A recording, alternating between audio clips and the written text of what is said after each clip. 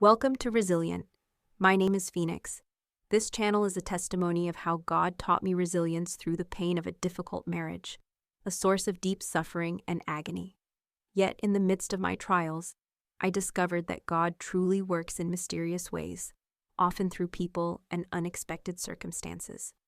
What you will hear is a true story, though names and places have been changed to protect my privacy. God led me to create this channel for 4 important reasons. 1.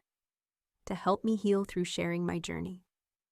2. To glorify His name for carrying me through the darkest times. 3. To inspire others who may be facing similar struggles. 4. To raise awareness about the reality of this type of abuse. This is a story of pain, faith, and resilience, but above all, it is a story of hope. Romans 8:28 states, "And we know that all things work together for good to those who love God, to those who are the called according to His purpose." Thank you for being here. I pray that through my journey, you find courage, healing, and the reminder that you are never alone. With love and resilience, Phoenix. How I started journaling my life with my husband, Cedric Amortis. And ironically, it was his idea. It was near the end of our 3rd week of marriage when I began noticing something unsettling. Whenever I confronted Cedric about something he had said, his response was always the same: denial. He would insist he never said it, twisting my words and leaving me questioning my own memory. It felt like chasing shadows, grasping at conversations that seemed to vanish the moment they were spoken. Then came that day. We were arguing again. Another one of those spirals where I tried to pin down something he had said, and he flatly denied ever saying it. His tone sharpened, laced with sarcasm. "Maybe you should start journaling everything I say so you won't forget next time." His words dripped with mockery, but something in me sparked.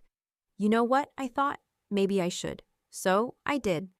I grabbed my phone and started typing. I wrote down his words, every mood swing, every cold silence, every sharp edge he threw my way. But more than that, I wrote how I felt.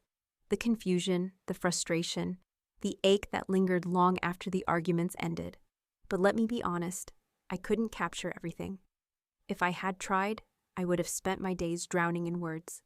Some days, I was simply too exhausted, emotionally and physically, to even pick up my phone. My spirit felt drained, worn thin by the weight of it all. There were times when I wouldn't write until 2, sometimes 3 days later. Not because I struggled to remember, but because I just didn't feel like writing. I focused on the moments that cut the deepest, the words and actions that left a mark on my heart. Those were the ones I couldn't shake, the ones I remember vividly to this day. That's not to say the other moments didn't hurt. They did.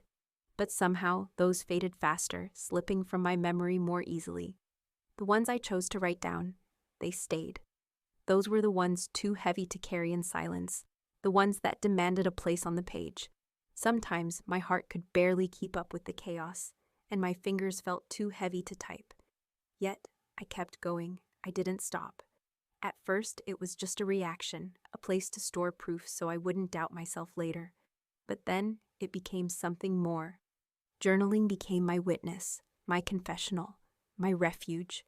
It wasn't planned. It wasn't something I set out to do, but every time we hit another rough patch, I found myself reaching for my phone, my fingers pouring out the truth he refused to acknowledge. And before I realized it, what started as a sarcastic suggestion had become a ritual, a weekly habit, a lifeline, a witness to my truth.